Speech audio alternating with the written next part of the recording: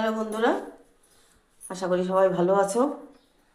আজকে আমরা রান্না করছি পালং শাকের ঘন্ট।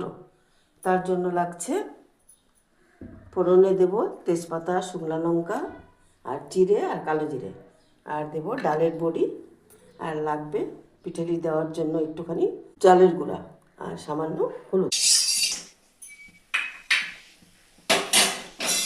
ডালের বড়িটা ভেজে তুলে রাখবো। শাকটা দিয়ে দেবো,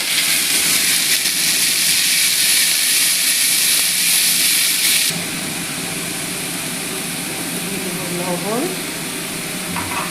কাঁচা লঙ্কা,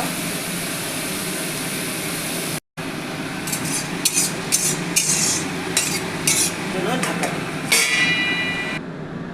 আমরা চালের গুঁড়োটাকে একটু গুলিয়ে নিচ্ছি, তার সাথে দিয়ে দিচ্ছি একটুখানি আদা বাটা আর একটুখানি চিনি।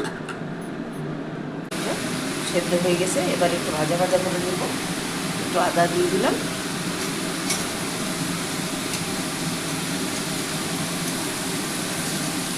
জলটা শুকিয়ে গেলে চিনি দিয়ে দেবো। তখন বড়িটা দিয়ে দিই,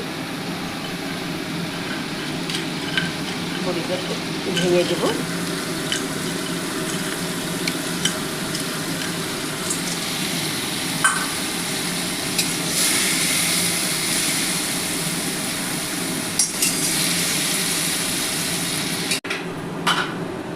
বড়ি দিয়ে পালং শাকের ঘন্ট মোটামুটি রেডি।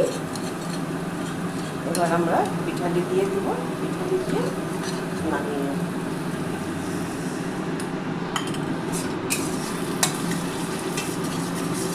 শাকের ঘন্ট রেডি। এভাবে বানিয়ে খাইয়ে দেখবেন, গরম ভাতে দারুণ লাগবে।